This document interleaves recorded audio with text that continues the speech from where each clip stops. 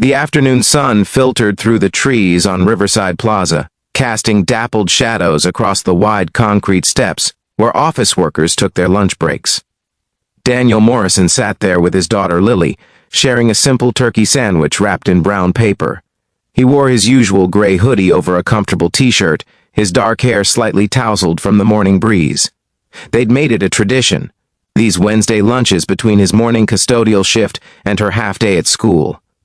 Lily was chattering about her art class when Daniel noticed the girl. She sat 3 steps below them, maybe 9 or 10 years old, with long brown hair and shoulders that curved inward like she was trying to disappear. Her school uniform was pristine, her backpack expensive-looking, but something about her posture made Daniel's heart ache. "Daddy," Lily whispered, tugging his sleeve. "That girl looks sad."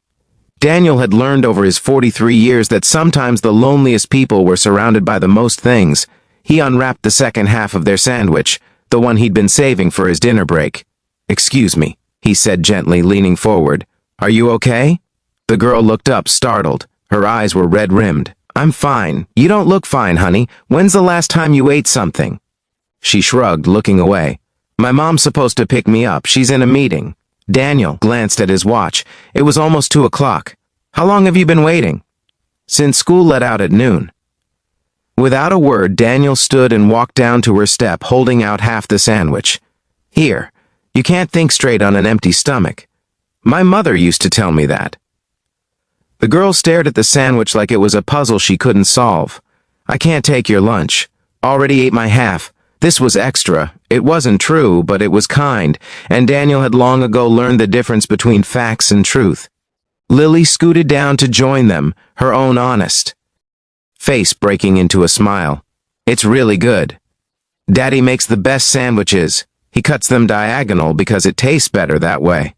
The girl's lip trembled, and she took the sandwich with both hands.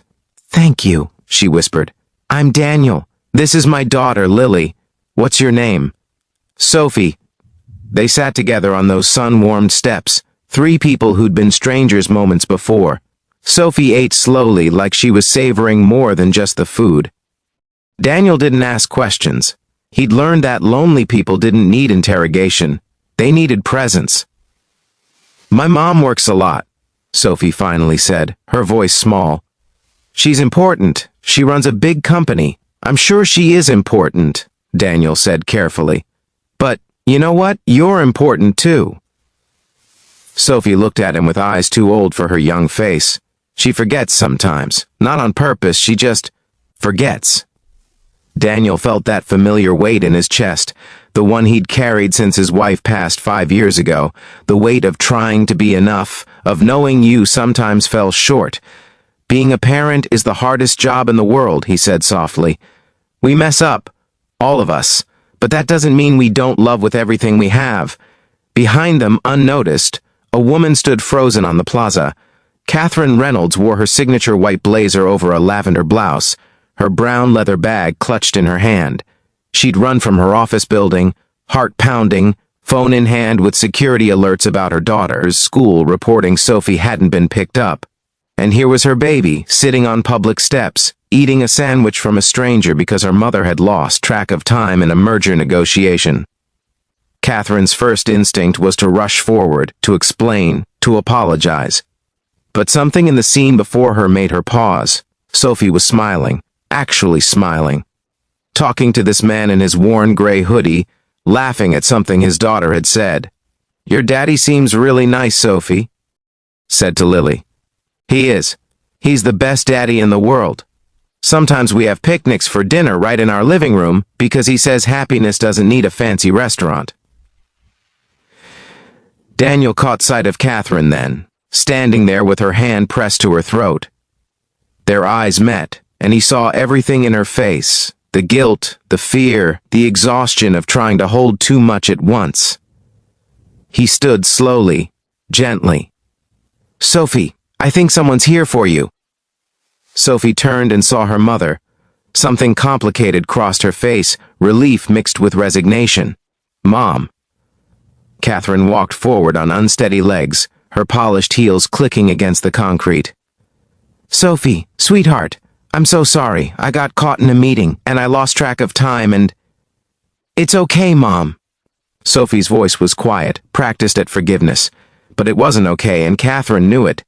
She looked at Daniel, this stranger who'd shown her daughter more kindness than she'd managed all week. Thank you for staying with her. I don't know how to... No need, Daniel said simply. Anyone would have done the same. But they both knew that wasn't true. People had been walking past Sophie for 2 hours. Catherine knelt down to her daughter's level, not caring that her expensive slacks were pressing against the dusty concrete. Sophie, I'm sorry. Really, truly sorry. You deserve better than this. Sophie's eyes filled with tears. You always say you're sorry. The words hung in the air like a bell that couldn't be unrung. Catherine felt them land in her chest, sharp and true. You're right, she said, her own voice breaking. I do, and I need to do better than sorry. Daniel touched Lily's shoulder. Come on, sweetheart. We should let them talk. But Catherine looked up at him. This man who'd given his lunch to a lonely child. Please, wait a moment. She stood, pulling out her wallet. Let me give you something for the sandwich, for your time. No, ma'am. Daniel's voice was gentle but firm. That's not why people help people. Catherine stared at him, and in that moment, she saw something she'd forgotten existed. Simple human decency, given freely, expecting nothing in return. Then let me buy you lunch, she said. Both of you. There's a cafe around the corner. Please. I'd like to thank you properly, and maybe Sophie would like to spend a little more time with her new friends. Sophie looked up hopefully. Can we, Mom, please? Daniel met Catherine's eyes. He saw exhaustion there, yes, but also something else. A woman trying to find her way back to what mattered. He knew something about that journey. Lunch sounds nice, he said. They walked together to the small cafe 3 blocks away, Sophie holding her mother's hand on one side and chattering to Lily on the other. Catherine and Daniel fell into step behind them, 2 adults watching their children navigate the complicated world of almost friendship. I'm Catherine Reynolds, she said quietly. I run Meridian Technologies. Daniel Morrison. I'm a custodian at the Fletcher building downtown. She glanced at him, surprised by his directness. Most people added qualifiers, made excuses for honest work. How long have you been doing that? 5 years, since my wife died. Needed something with steady hours so I could raise Lily. I'm sorry about your wife. Thank you, and I'm sorry about whatever is pulling you in so many directions you can't get to your daughter on time. Catherine felt tears prick her eyes. When was the last time someone had acknowledged her struggle without judgment? It's not an excuse. No, but it's a reason. There's a difference. Over sandwiches and soup, the 4 of them talked. Sophie told her mother about school. Really told her, not just the surface details she usually offered. Lily shared stories about their weekend adventures, the small joys of a life lived simply, and Catherine found herself relaxing in a way she hadn't in years, listening to this man who seemed to have figured out what she'd lost somewhere along the way. How do you do it?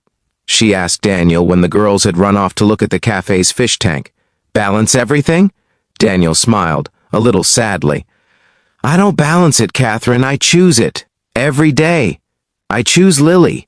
Some days that means my house is a mess. Some days that means we eat cereal for dinner. But she knows, without question, that she matters more than anything else. I've been choosing wrong, Catherine whispered. You've been choosing what you thought you had to choose. That's different. He paused, stirring his coffee. My wife used to say that success isn't measured in the things we build. It's measured in the people we love and who love us back. Took me losing her to understand what she meant. Catherine watched Sophie at the fish tank, her face pressed close to the glass, Lily beside her pointing at something. Her daughter looked happier than she'd seen her in months.